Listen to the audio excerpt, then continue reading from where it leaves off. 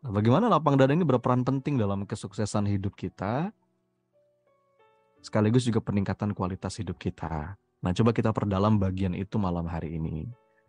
Karena saya sering sampaikan di banyak kesempatan, mungkin ada banyak kunci-kunci kehidupan ya. Kalau kita ikut training motivasi, training pengembangan diri, kalau kita ikut eh, macam-macam seminar, ya, atau kajian-kajian inspiratif, kita akan temukan materi dari para pembicara itu ada 5 kunci sukses, ada 7 kunci sukses, ada 10 kunci sukses.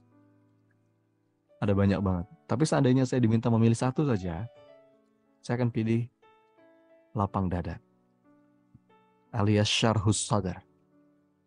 Karena begitu pintu lapang dada ini terbuka, insya Allah dia akan mengundang atau membuka pintu-pintu anugerah yang lain. Seringkali kita terhijab dari uh, jalan keluar, terhijab dari rezeki, terhijab dari pertolongan Allah, itu diantara sebabnya boleh jadi karena dada kita belum lapang. Gitu ya. Jadi mari kita perdalam bagaimana penjelasannya bahwa lapang dada itu punya peran yang cukup penting dalam kesuksesan dan peningkatan hidup seseorang. Sudah siap ini? Kira-kira menarik kan nih temanya malam hari ini? Yang sudah siap boleh tinggalkan chatnya di chat box ya. Katakan siap, bismillah. Semoga Allah ridho. Nah, alhamdulillah.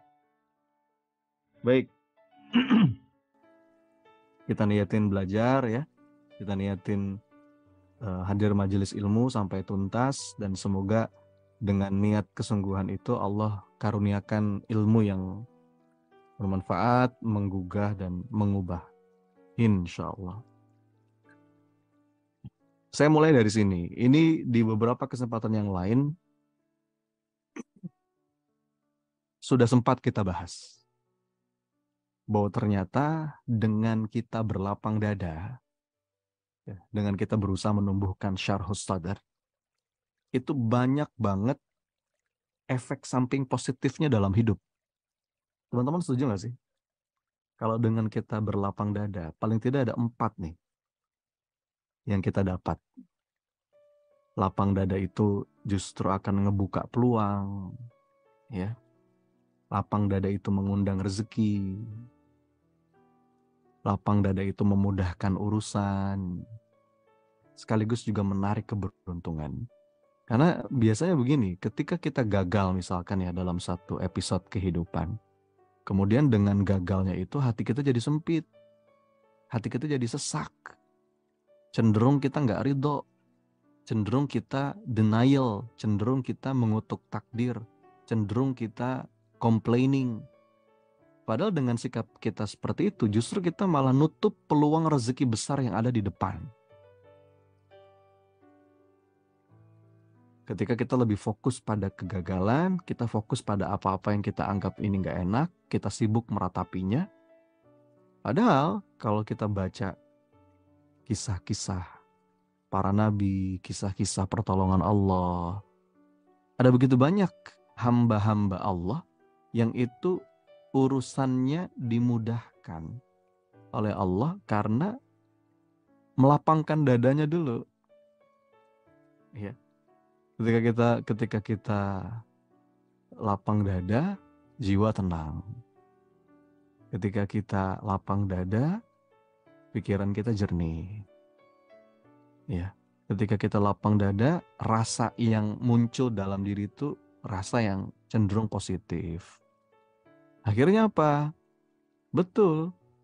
Akhirnya begitu energi positif, ya segala urusan jadi mudah. Dan nanti peluang itu datang secara tidak terduga. Jadi lapang dada dulu, nanti rezeki datang tuh. Lapang dada itu bagian dari upaya kita untuk menghadirkan positif emotion.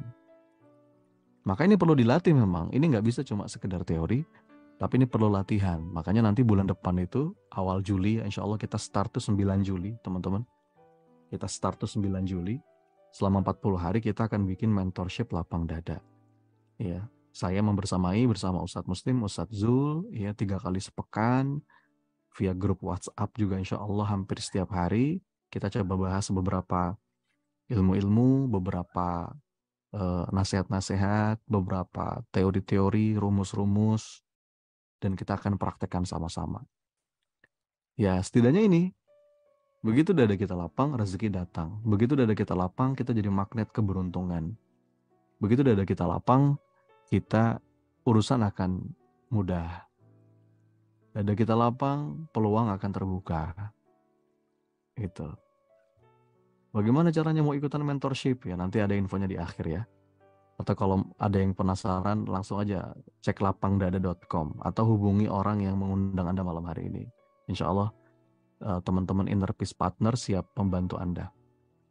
Dan di beberapa waktu yang lalu, ini juga sempat saya bahas ya, tentang sedikit penjelasan secara ilmiah bagaimana lapang dada ini itu betul-betul jadi key of success dalam ukuran-ukuran dunia maupun akhirat.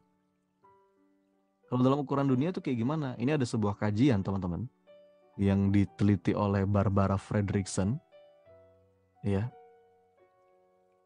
Judulnya itu Positivity. Jadi ada beberapa istilah yang bisa kita pakai yang itu cukup mewakili lapang dada. Nah, diantaranya positivity. Ya, positivity. Menurut riset ini, ternyata orang yang dadanya lapang itu cenderung akan menghasilkan karya hebat. Cenderung akan menumbuhkan banyak kebaikan. Dan dia punya kekuatan, dia punya kemampuan untuk menyelesaikan masalah yang datang dalam hidupnya. Ya dong, kalau kita sedari awal udah sempit dada, sempit hati, energi negatif yang muncul, bagaimana kita bisa berkarya? Bagaimana kita bisa menumbuhkan banyak kebaikan? Bagaimana kita bisa menyelesaikan masalah kalau kitanya sudah kekunci dengan energi negatif itu? Makanya ini nggak berlebihan, ini bahkan hasil riset ini.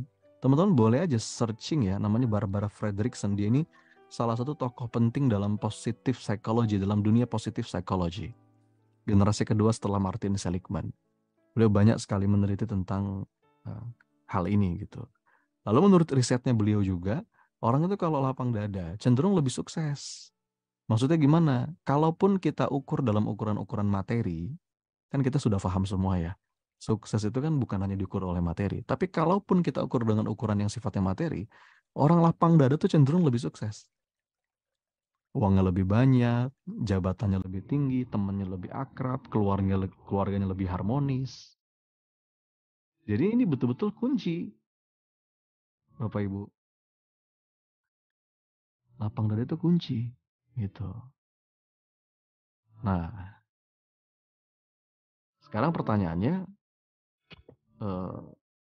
bagaimana penjelasannya? Gitu.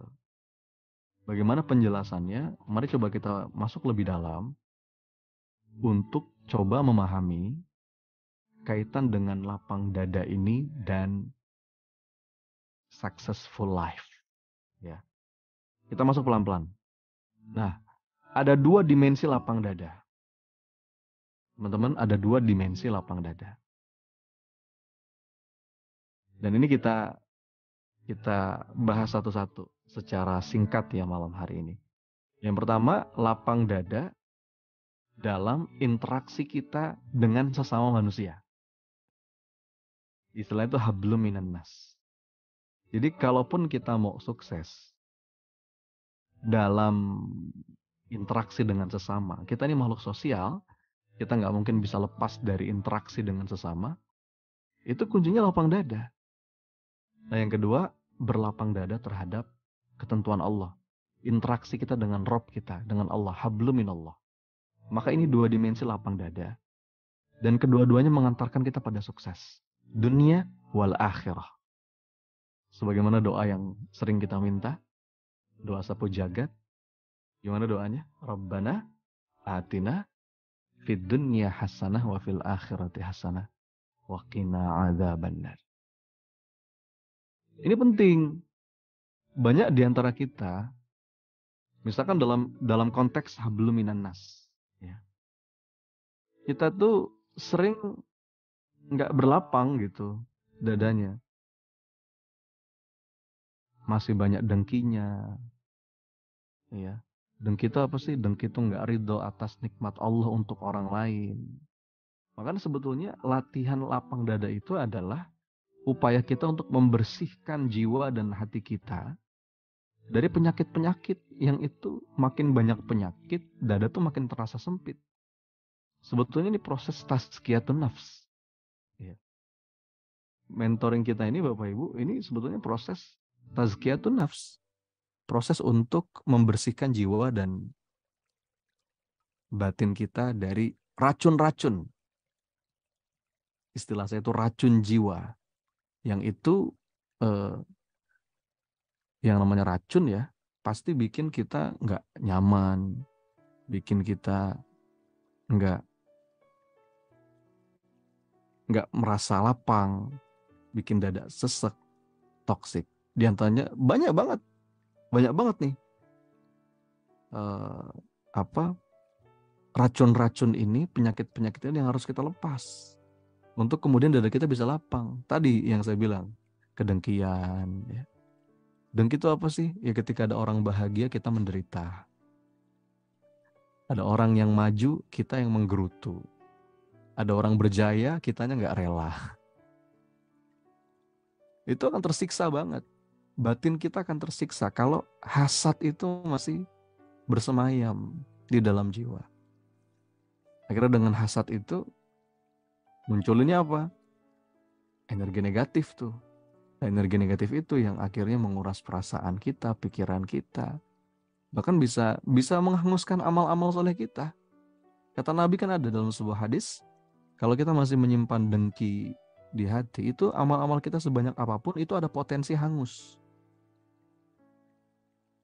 Makanya penting nih hablum minan nas, berlapang dada dalam konteks kita interaksi dengan orang lain. Kita tuh terkadang dadanya sempit karena kita sibuk ngomentarin apa yang gak harus dikomentarin. Kita sibuk berburuk sangka terhadap apa yang gak semestinya kita sangka. Kita sibuk nyalain orang, mencari-cari keburukan orang. Sampai akhirnya energi negatif itu yang menguasai kita, kawan-kawan. Dan kita udah gak punya tenaga lagi untuk berbenah dan berkarya gitu. Tenaga kita udah habis, energi kita udah habis, keserap yang negatif tadi, sampai kita nggak punya lagi energi untuk berbenah, untuk berkarya. Na'udzubillah. Betapa capeknya kita, betapa lelahnya kita. Ya, kalau kondisi batin tuh masih kayak gitu. Memandang dunia itu seakan-akan seperti kompetisi. Ya, kompetisi dalam urusan dunia. Akhirnya dengki tadi. Ketika ada saudara kita yang Allah berikan nikmat, kita tuh kayak nggak nerima gitu. Ini bahaya. Karena sekali lagi kata Rasul, amal-amal soleh kita nanti itu bisa hangus seperti kayu bakar yang dimakan api. Kalau kita masih ada toksik tadi itu, racun jiwa yang contohnya tadi kedengkian misalkan. Ya. Kalau kata Sayyidina Ali, orang yang dengki itu sebenarnya analoginya seperti seseorang yang minum racun tapi berharap orang lain yang mati. Nggak bisa. Maka kita minta sama Allah, nih kita berupaya, kita ikhtiar. Semoga di sisa tarikan nafas yang kita punya ini, nggak ada sisa lagi di hati kita rasa benci, rasa dengki. Kalau kita mau nanam sesuatu, kata Maulana Rumi, cukup 2 saja. Cinta dan syukur. Ya, jangan kau tanam apapun kecuali cinta dan syukur. Tidak dalam hidup yang hanya sepanjang tarikan nafas ini, jangan kau tanam apapun kecuali cinta dan syukur. Ya. Itu yang pertama, dan yang kedua, hablum minallah. Dimensi kedua, bagaimana kita bisa berlapang dada terhadap ketentuan Allah. Ini kalau ini sudah sering saya bahas ya. Tapi kita akan coba kupas sedikit malam hari ini. Nah sekarang kita mulai dari hablum minanas dulu nih teman-teman. Bagaimana lapang dada ini menjadi kunci penting, termasuk dalam area hablum minan nas. Bagaimana mindset seseorang yang punya kelapangan dada, khususnya dalam aspek hubungannya dengan orang lain. Pola hubungannya tuh kayak gimana? Nah, ini saya tulis di slide ya. Orang yang sempit dada, mereka itu memandang hidup ini, pola hubungannya dengan orang lain itu seakan-akan penuh persaingan dan berusaha untuk saling mengalahkan. Padahal tidak semua, sebagian besar aspek dalam hidup itu bukan tentang menang kalah. Itu hanya sebagian kecil ada menang kalah dalam olahraga, ya, dalam beberapa hal yang lain. Tapi secara umum, in general, hidup itu bukan tentang mengalahkan orang lain. Yang perlu kita kalahkan tuh diri sendiri sebetulnya. Nah, orang yang punya sempit dada itu dia pola hubungannya itu bersaing dalam urusan dunia lagi. Kan nggak mutu banget ya. Bersaing dalam urusan dunia, berbanyak-banyak harta, strata sosial gitu ya, status sosial. Nah, pola hubungan ini penting. Tapi kalau orang yang punya mental lapang dada, bagaimana pola hubungannya dengan orang lain? Work in harmony, blessing others. Jadi dia tuh sama orang lain tuh ya harmoni gitu, saling sayang. Kalau di yang bawah, mental bersaing, itu ada bagusnya jiwa kompetitif. Nanti saya akan coba jelaskan di slide berikutnya ya. Mungkin kadang-kadang kita akan jadi orang yang terbaik karena memang kita punya jiwa kompetitif. Ya. Tapi hidup tuh nggak selalu seperti itu. Ketika kita mulai melapangkan dada kita, lalu kita memandang hidup ini sebagai harmoni, nggak ada urusan untuk menyaingi siapapun. Yang ingin kita berikan hanyalah manfaat sebesar-besarnya pada sebanyak mungkin orang. Fokus itu aja, bukan untuk bersaing apalagi dalam urusan dunia. Walaupun kita mau bersaing, bersainglah dengan amal soleh diri sendiri, ya. Tapi cuman pengen ngasih manfaat sebesar-besarnya pada sebanyak mungkin orang. Nah, ini dalam konteks pola hubungan, teman-teman. Bisa ditangkap ya. Jadi kalau kita ngeliat orang tuh bawaannya pengen saingan terus, itu pasti ada yang salah nih. Dudukan mindsetnya ada yang salah. Saya akan jelaskan nanti. Punya jiwa kompetitif itu bagus, tapi ditempatkan pada tempat yang tepat. Gitu. Itu ya teman-teman. Dan, nah ini dia nih. Kenapa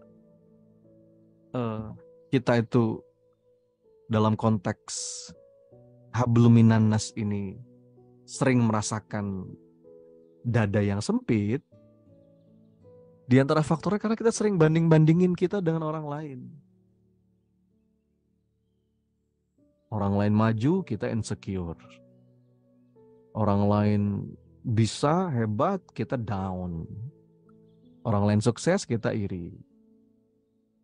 Padahal hidup itu bukan saling berhebat-hebat dalam urusan dunia. Tugas kita itu berkarya, bukan membuat orang lain terkesan. Ya. Kadang-kadang kita tuh pengen membuat orang lain terkesan, bukan betul-betul kepengen berkarya. Berkarya aja lepas, nggak ada urusan. Tapi kita akan ngalamin nanti dalam satu momen di hidup kita.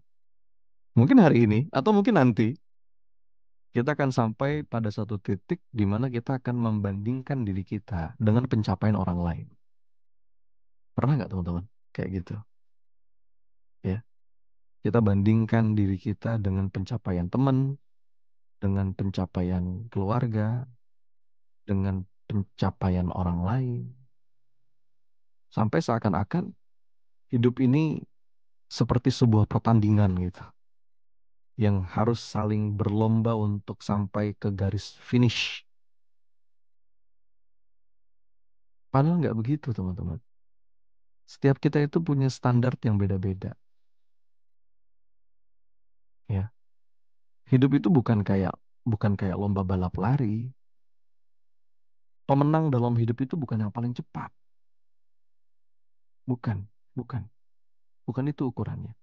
Dan yang kalah dalam hidup pun bukan yang gagal sampai garis finish, bukan.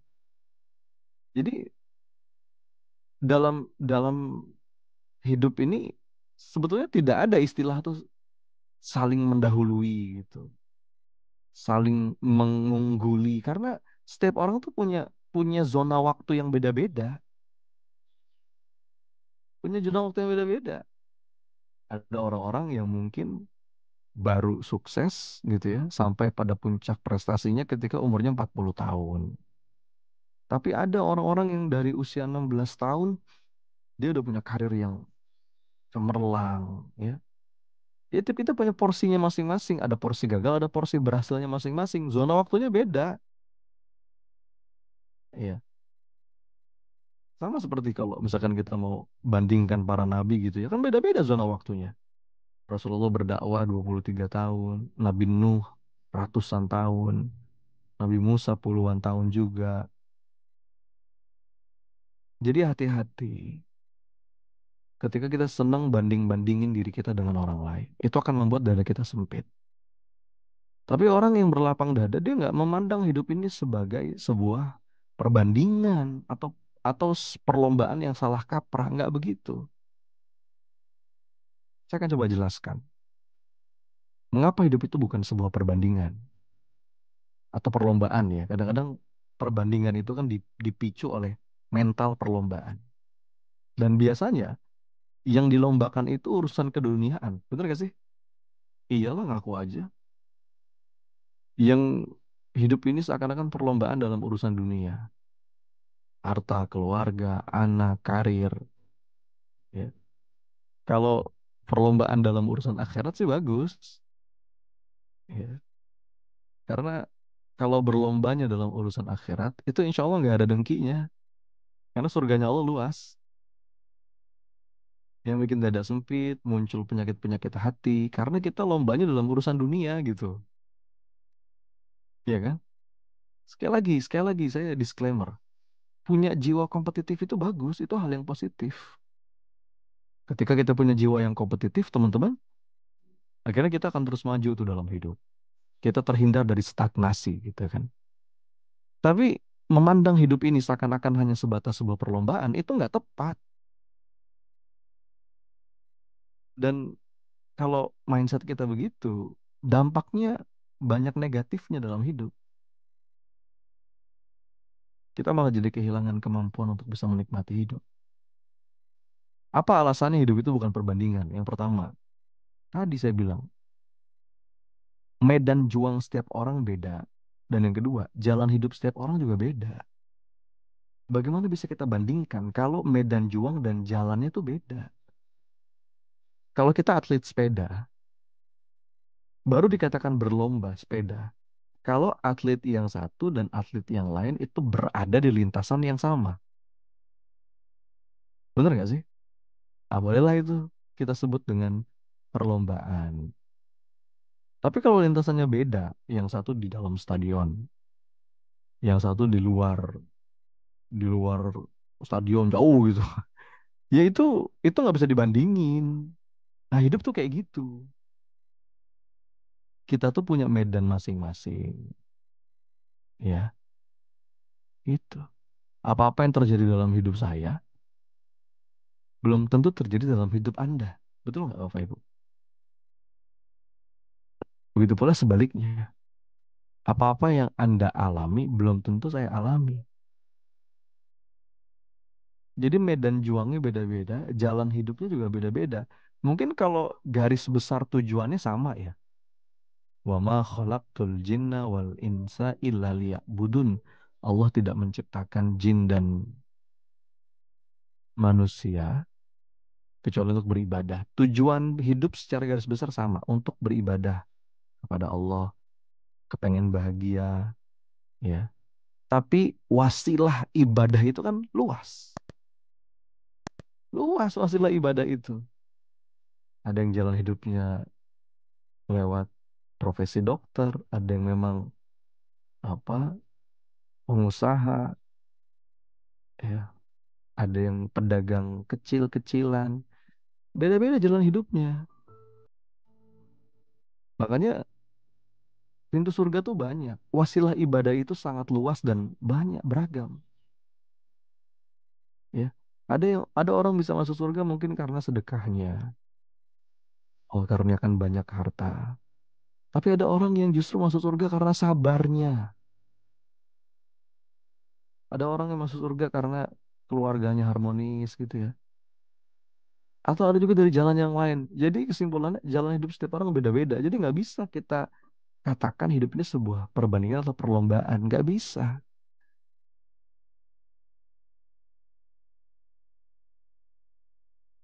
Dan yang ketiga, kalaupun kita mau berlomba, tadi udah saya mention ya, berlombalah dengan diri sendiri.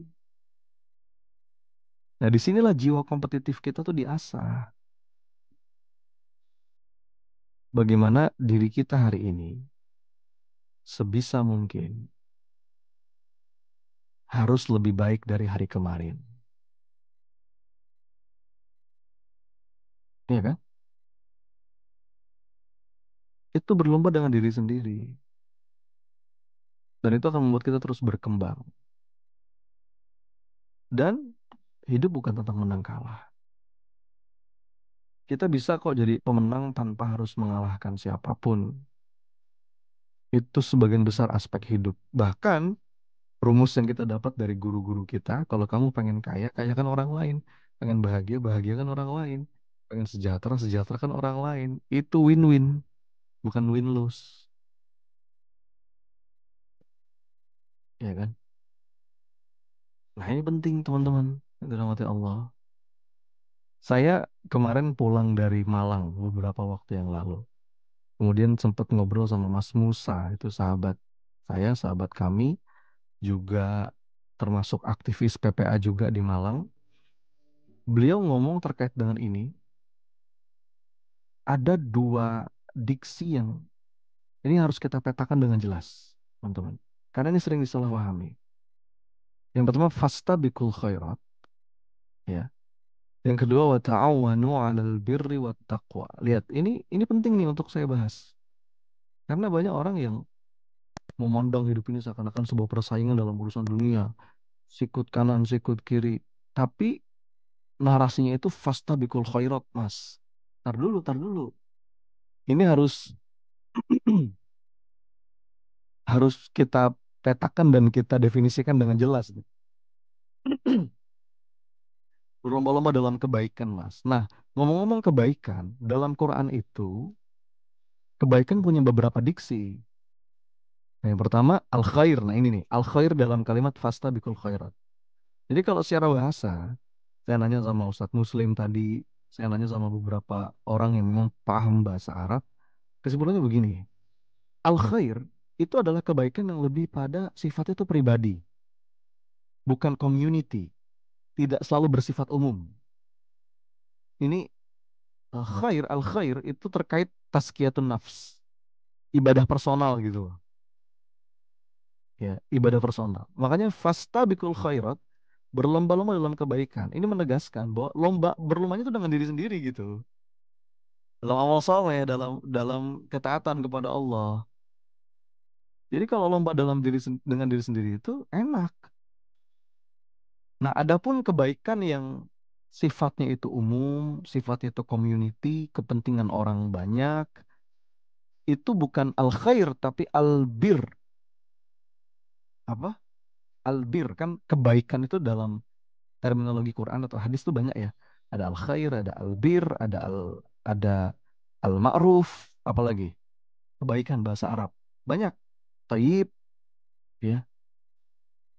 Nah, saya bedakan dua aja nih karena salah kita memahami ini. Akhirnya tadi terjebak dalam persaingan. Kalau dalam konteks community, orang itu kebaikan di sini disebut dengan albir.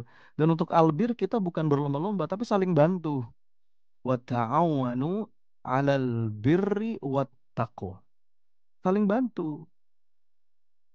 Ya. Jadi kesimpulannya apa? Untuk personal, hubungan kita dengan diri sendiri.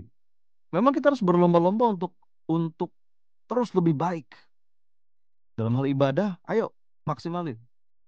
Dalam hal amalan-amalan yaumiyah, berlombalah dengan dirimu sendiri. Tapi dalam konteks organisasi, komunitas, itu malah bukan saingan, justru saling tolong. Wa ta'awanu 'alal birri wat taqwa. Jadi ini nih, kita harus luruskan, harus petakan pemahaman kita tentang fastabiqul khairat. Jadi ini bukan bukan kompetisi yang apa kita bayangkan gitu. Enggak, gentleman competition. Jadi persaingan secara jantan, bukan rivalry confrontation, bukan konfrontasi berbasis rival gitu. Kayak melihat orang tuh kayak saingan, apalagi sama-sama lembaga dakwah, kok kayak saingan gitu. Enggak. Kita bisa kok tetap jadi hebat tanpa meniadakan pihak lain, tanpa melumpuhkan yang lain. Itulah kehidupan, teman-teman. Jadi ini penting. Begitu kita paham perbedaan mana yang fastabiqul khairat, mana yang wa ta'awanu 'alal birri wat taqwa, kita akan lapang dadanya. Dan berikutnya, orang yang lapang dada, dia akan punya mental yang saya sebut dengan mental uninsultable. Siapa yang tahu apa itu mental uninsultable? Kalau ada yang pernah ikut kelas surrender bareng saya, pasti sudah tidak asing lagi dengan mental uninsultable. Ini diksi ini saya dapat dari Pak Arfan Pradiansyah ya. Bagus banget, nah, saya masukin ke buku surrender. Iya kan, mungkin kita pernah dengar ya, ada namanya mental unstoppable, ada namanya mental unbreakable. Satu kondisi mental yang tangguh, nggak bisa dihentikan, nggak bisa dikalahkan, itu unstoppable atau unbreakable. Tapi ada lagi mental namanya mental uninsultable. Betul, ini ada yang nulis ya. Mental yang nggak mudah disakiti gitu, nggak mudah sempit hati ketika eh, apa namanya hal-hal yang berat itu hadir dalam hidup kita. Dan orang yang lapang dada itu tadi tuh dia hatinya tuh apa ya, kejaga gitu. Dia nggak mudah tersinggung. Dan memang caranya adalah menaikkan level level intelektual dan level spiritual. Coba kalau kita ya nggak mudah baper lah bahasa gampangnya, nggak mudah tersinggung, lapang hatinya gitu, relax, nggak mudah merasa harga dirinya jatuh. Siapa sih kita ini Bapak Ibu? Kullu man 'alaiha fan. Kita ini akan binasa. Kita ini datang dari nggak ada dan akan kembali juga nggak ada nanti. Kita meninggal juga orang udah lupa sama kita. Ya nggak? Mau kita orang penting kayak gimana pun, kita meninggal nih 1 2 hari, orang lupa udah. Sibuk lagi dengan kegiatannya masing-masing. Ya mungkin ada lah yang masih ingat kita 1 2 orang, pasangan, anak gitu ya. Tapi juga yang nggak lama, akhirnya mereka juga akan melanjutkan kehidupannya. Terus kita nih siapa merasa penting gitu, terus gampang ngerasa di-insult gitu. Enggak, bagi orang yang lapang dada, kawan-kawan sekalian, bahkan ketika dia difitnah, ketika dia dimusuhi, ketika dia diperlakukan tidak adil, ya santuy, santuy. Tidak perlu keburukan kita balas dengan keburukan, ya, karena dia merasa dirinya tuh nggak ada. Kullu man 'alaiha fan. Terus bagaimana mungkin kita punya musuh? Bagaimana mungkin kita punya rival? Kalau kita sadar bahwa ya, kita nih nggak ada. Kita nih nothing gitu without Allah. Kita tuh hanya bisa tersinggung, marah, sakit hati, nyalain orang, kesel. Kalau kita merasa diri kita tuh penting, bener gak sih? Makanya orang yang merasa dirinya tuh orang penting itu gampang tersinggung, gampang terinsult gitu. Tapi kalau sedari awal kita udah merasa bahwa dunia ini nggak penting, apalagi saya. Yang penting itu cuma Allah, ya. Kullu man 'alaiha fan. Ya udah, terus apa lagi yang bikin kita nggak santuy gitu? Apalagi dalam urusan yang nggak penting. Ada sebuah quote yang saya baca di Instagram ya bagus banget. Kalimatnya begini, jangan berselisih dalam urusan dunia yang nggak penting. Dan sejatinya, kalau itu urusan dunia, memang nggak ada yang penting. Kesimpulannya apa? Ya wis lah, dadanya lapang. Jadi ini menarik ya teman-teman. Sadar bahwa kita ini memang bukan apa-apa, bukan siapa-siapa. Jadi kita susah disakitin, ya. Bahkan ya gimana ya? Kita bisa me- memandang orang itu dengan sepenuh cinta, gitu. Kita pandang orang lain, dunia, dan seisinya itu dengan welas asih. Bagaimana tingkah pola orang-orang, ada yang nyebelin, ada yang ngeselin. Orang yang lapang dada itu punya welas asih yang memang ah, yang itu kokoh dalam dirinya. Contohnya apa? Contohnya kayak pandangan seorang ibu deh sama anaknya. Seorang ibu gitu kan, memandang tingkah pola bayinya gitu. Mau senakal apapun, mau kayak gimana pun, pada akhirnya kan tetap diterima ya. Bahkan dicintai dengan begitu banyak pemakluman. Jadi cobalah, cobalah. Ini ada prakteknya nih, cobalah. Mulai hari ini kawan-kawan sekalian, kita pandang semua orang. Termasuk orang-orang yang mungkin kita nggak suka. Kita pandang mereka seakan-akan ya, seperti pandangan seorang ibu pada bayinya. Ibu itu, ini udah pernah ngalamin jadi ibu semua kan, sebagian besar. Siapa aja yang pernah ngalamin jadi ibu, anaknya udah berapa, bahkan ada yang sudah punya cucu mungkin ya. Kita sudah punya experience itu kok.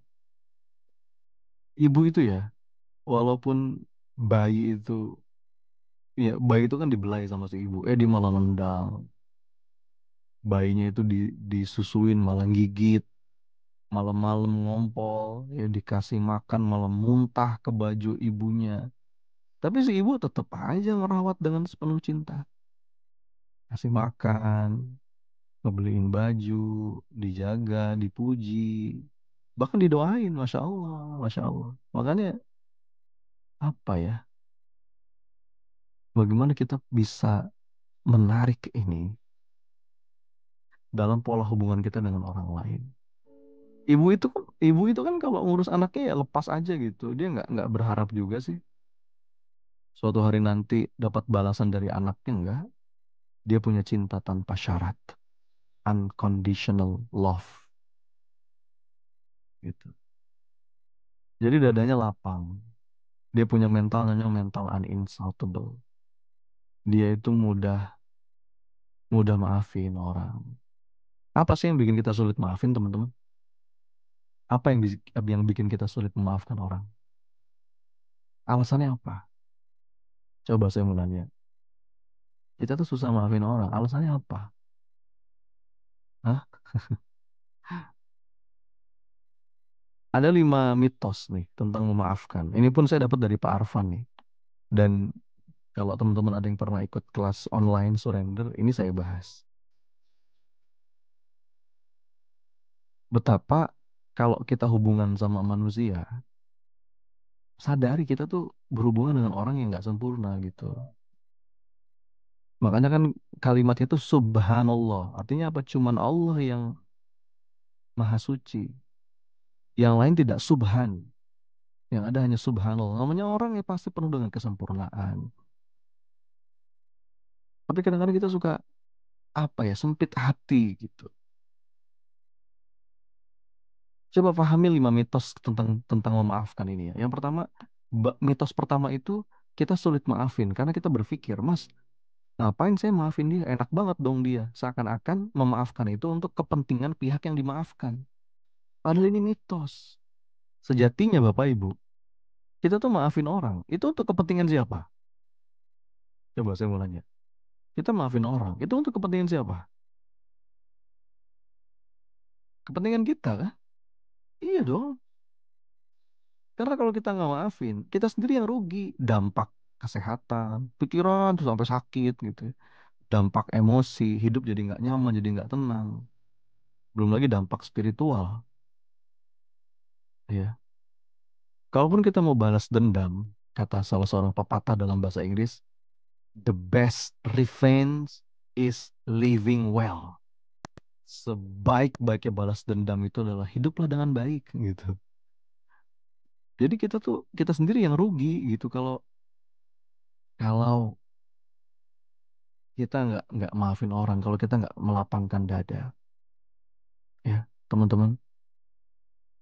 Belum lagi kalau ada kepentingan spiritual.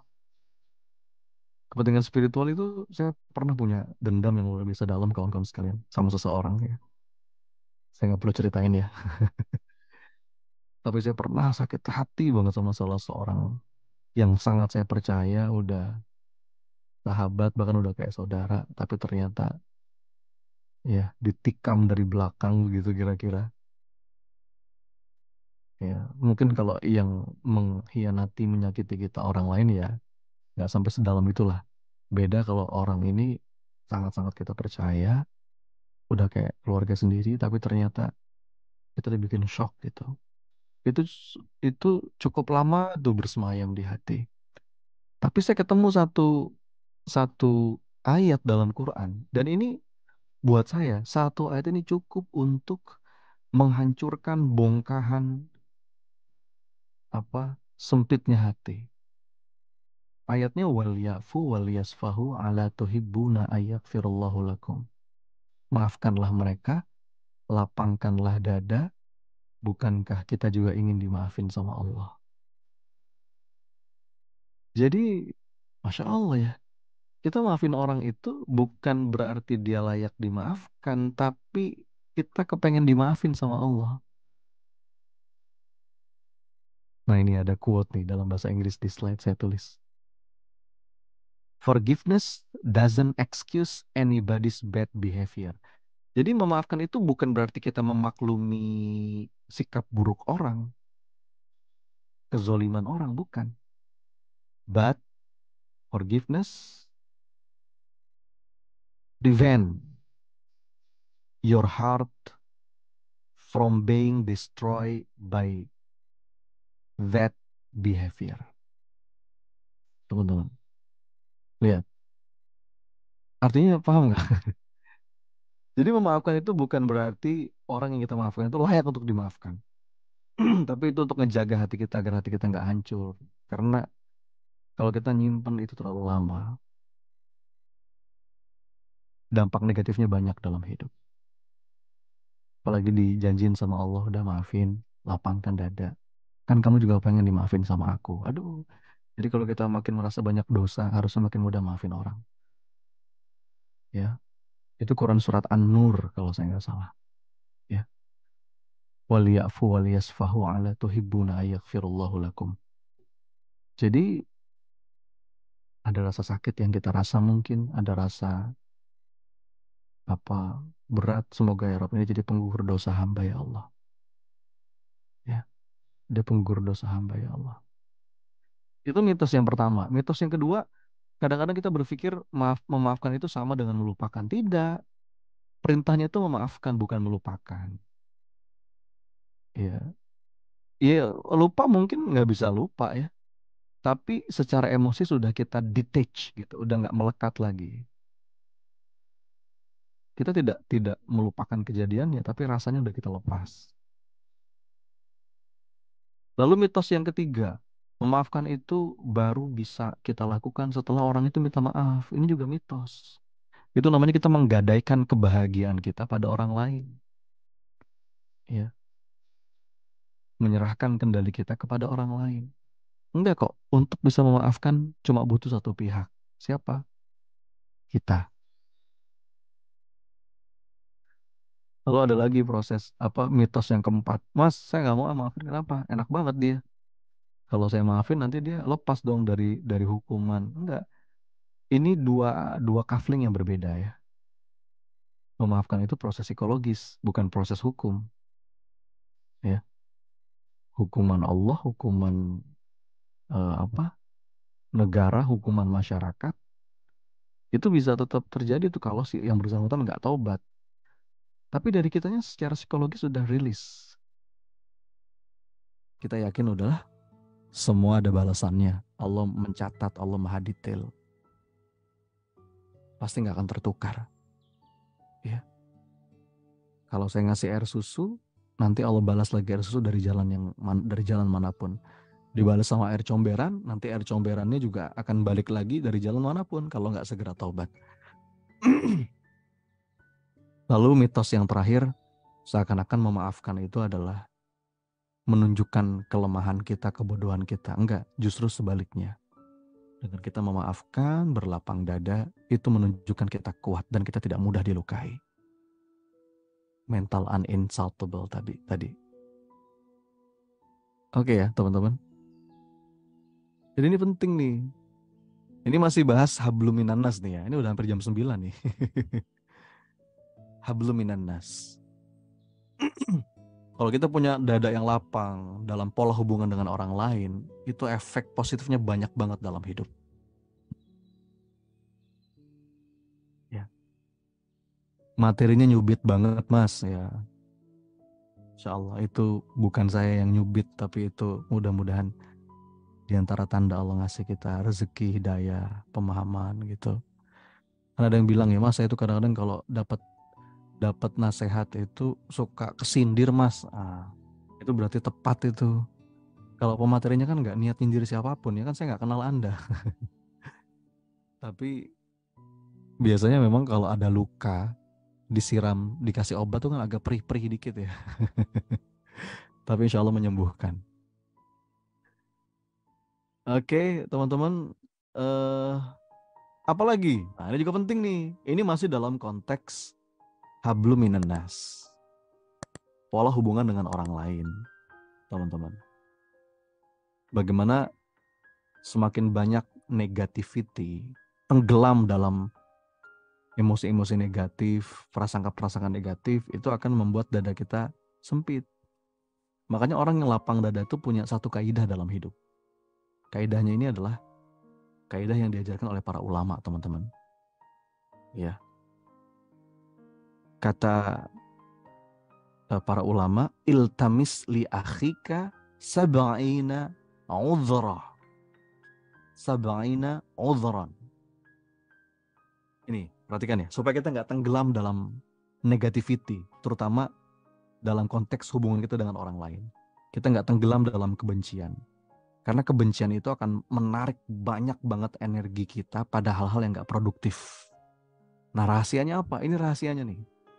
Kata para ulama, kalau datang satu kabar kepadamu, satu informasi tentang saudaramu, ada sesuatu yang kamu nggak suka, sesuatu yang kamu ingkari, carilah uzur, alasan, 70 ya, untuk saudaramu itu. Jadi cari terus.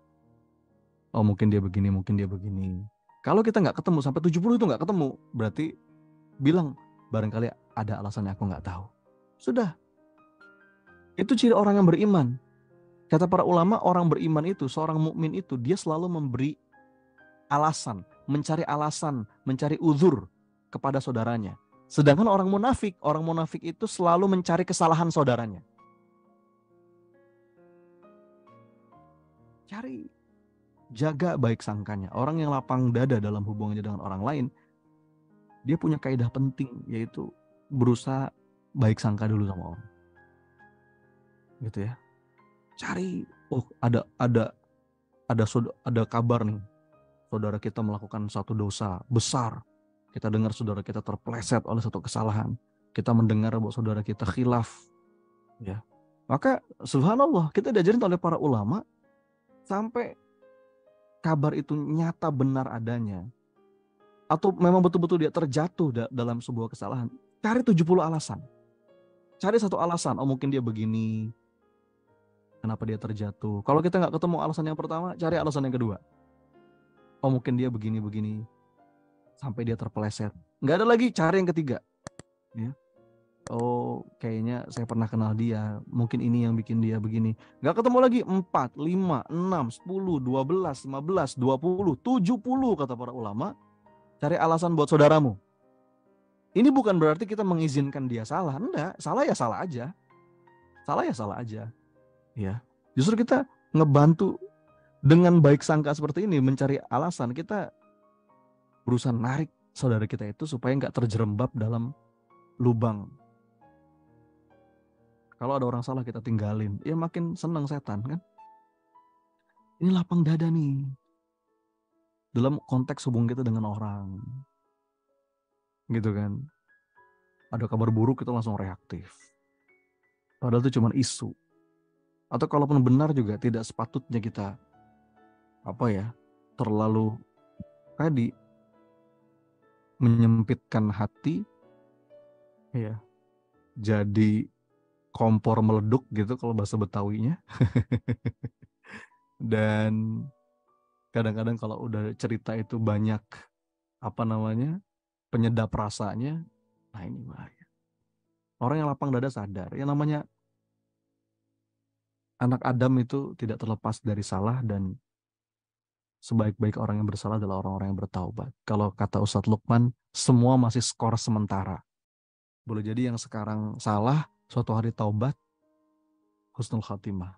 Yang sekarang sepertinya di jalan kebaikan, tapi terpeleset, itu bisa su'ul khatimah, na'udzubillah.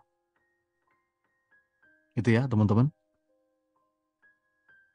Dan kalau kata Imam Hasan Al-Basri, berbahagialah orang-orang yang sibuk dengan aibnya sendiri sampai dia nggak sempat memperhatikan aib orang lain. Jadi udah sibuk ngebenahin dirinya, ya, sibuk dengan aibnya sendiri, dia nggak sempat memperhatikan aib orang lain. Ketika ada kabar tentang orang lain, ya, dia katakan, dia batasi dirinya, kemudian dia bilang, mohon maaf, saya juga punya aib, saya juga punya kesalahan, bukan wilayah saya yang ngurusin sampai sejauh ini. Saya lagi sibuk minta sama Allah, Allahumma astur aurati wa amin rawati. Ya. Jadi kalau kita punya mental seperti ini kawan-kawan sekalian, hidup tuh indah. Gitu. Itulah kenapa tuba liman syaghalahu aibuhu an uyubin nas. Dalam hubungan kita dengan orang lain, dada kita lapang. Dakwah kita akan sepenuh cinta. Gitu. Dan ini perlu kita latih. Sampai sini bisa ditangkap ya kawan-kawan ya. Saya nggak kecepatan kan ya. Ini baru yang habluminan nas nih. Belum yang habluminallah. Tapi kalau habluminallah saya udah sering bahas ya. Jadi ya begitulah. Mudah-mudahan pesan yang saya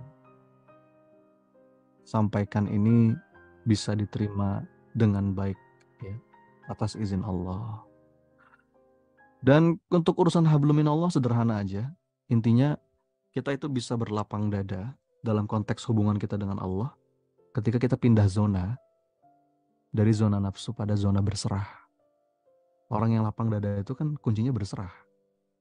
Masih ingat beberapa pertemuan yang lalu, ingredients dari lapang dada itu iman yang melimpah dan keberserahan yang indah. Washrah suduraha bifaidil imani bik wa jamilit tawakkulli alaik. Nah, gitu. Qul huwa rahmanu amanna bihi wa alaihi tawakkalna. Bedanya apa sih zona nafsu sama zona berserah? Kalau di zona nafsu itu ciri-cirinya ya, kondisi hati kita tuh penuh dengan kecemasan. Semuanya harus serba sempurna, obsessive controlling gitu. Semua harus sesuai dengan keinginan. Ya. Hampa, selalu ngerasa kurang, nggak pernah ngerasa cukup. Apalagi? Ya kadang-kadang kita dapat sih apa yang kita inginkan. Tapi kepuasannya sementara aja. Dan kalaupun kita berada di puncak kesuksesan, akhirnya sombong, arogan, nepuk dada, euforia. Nah ini ciri-ciri zona nafsu nih. Ini sempit dada kita kalau kita masih di zona ini.